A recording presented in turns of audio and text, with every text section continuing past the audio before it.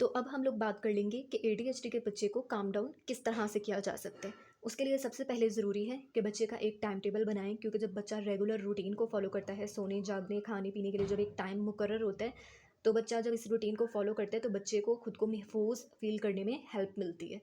इसी तरह से ऑर्गेनाइज्ड स्पेस, मतलब ये कि घर में जो है वो एक मखसूस जगह बनाए जहाँ पर बच्चा अपना काम करे, ताकि उसकी जो है वो अटेंशन मेंटेन रहे, क्योंकि आपको पता है इनका अटेंशन स्पैन लो होता है।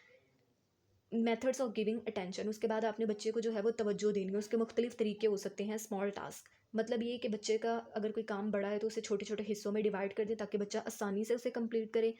प्रेस पॉजिटिव बिहेवियर, बच्चा जब कोई भी अच्छा काम करे, अच्छा बर्ताव करे तो उसकी तारीफ़ करें ताकि उसका इत्मीनान बढ़े।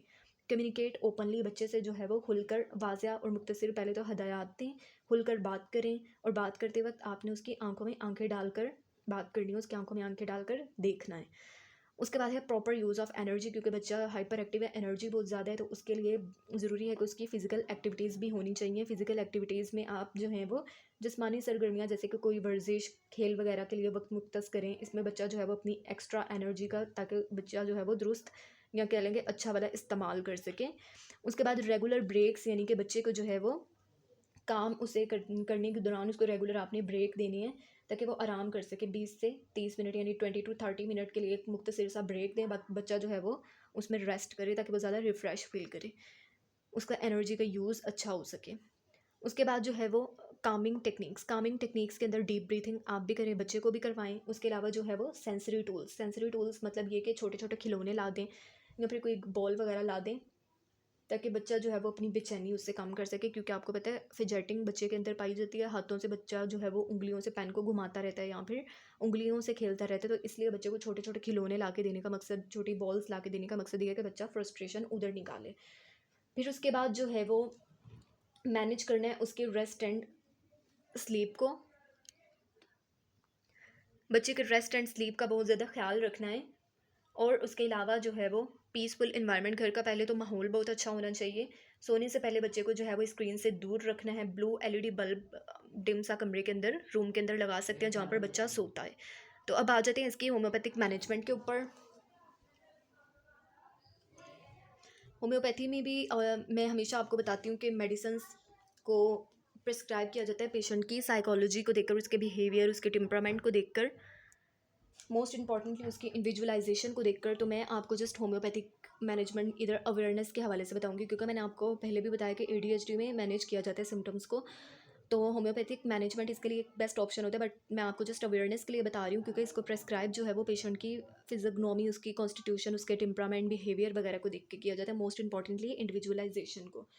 तो अब हम लोग आ जाते हैं इसकी एक जो होम्योपैथिक मेडिसिन यूज़ करवाई जाती है वो है स्ट्रामोनियम जो होती है, इसका बेसिकली ये होता है कि बच्चा जो है वो बच्चा बहुत ज़्यादा चीखता है, चिल्लाता है। बच्चे को जो है वो रात के टाइम बहुत ज़्यादा डर लगता है, या क्या लेके इमेजिनरी थिंग्स जो भी कमरे के अंदर रात को होती हैं, बच्चा अपनी आप से इमेजिन करके उन उन इन ख्याली चीज़ों से जो है वो डर रहा होता है। बच्चे की जो पर्सनैलिटी होती है ना, वो बहुत ज़्यादा डरपोक होता है, बेचैन होता है, अग्रेसिवनेस बच्चे के अंदर बहुत ज़्यादा होती है। इसकी एक मेडिसिन जो है वो हायोसियामस नाइग्रिकन भी होती है, जो कि उन बच्चों के लिए इफेक्टिव होती है जो बहुत ज़्यादा हाइपर एक्टिव होते हैं या इम्पल्सिव होते हैं।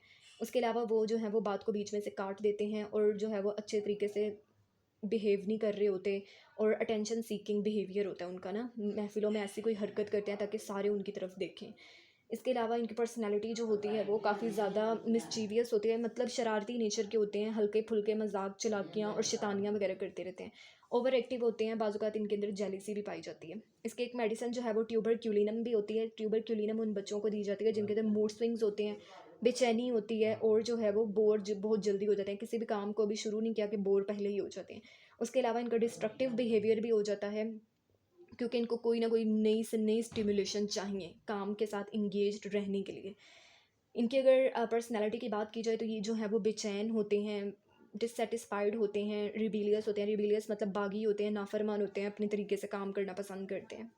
इसके एक मेडिसिन जो है वो टेरेंटुला हिस्पानिका भी हो सकती है। तो टेरेंटुला हिस्पानिका उन बच्चों को दी जाती है जो बहुत ज़्यादा हाइपर एक्टिव होते हैं, फिगेटिंग होती है, यानी कि एक जगह टिक कर नहीं बैठते, हाथों को इधर उधर हाथों से खेलते रहेंगे या पेन को घुमाते रहेंगे, जो है वो जिस्मानी हरकत इनके कंट्रोल में नहीं होती, कॉन्स्टेंटली मूव करते रहते हैं। और एक्सट्रीमली जो है ये बच्चे एक्सेसिवली सेंसिटिव भी होते हैं टू म्यूज़िक, म्यूज़िक सुनते ही रोना भी शुरू कर सकते हैं, एग्रेसिवली रिएक्ट करते हैं, फ्रस्ट्रेशन होती है इनके अंदर। और इनकी जो पर्सनैलिटी होती है वो बहुत ज़्यादा एनर्जेटिक होती है, इम्पेशेंट होते हैं और अनप्रिडिक्टेबल होते हैं, कुछ भी हरकत कर सकते हैं, कुछ नहीं पता।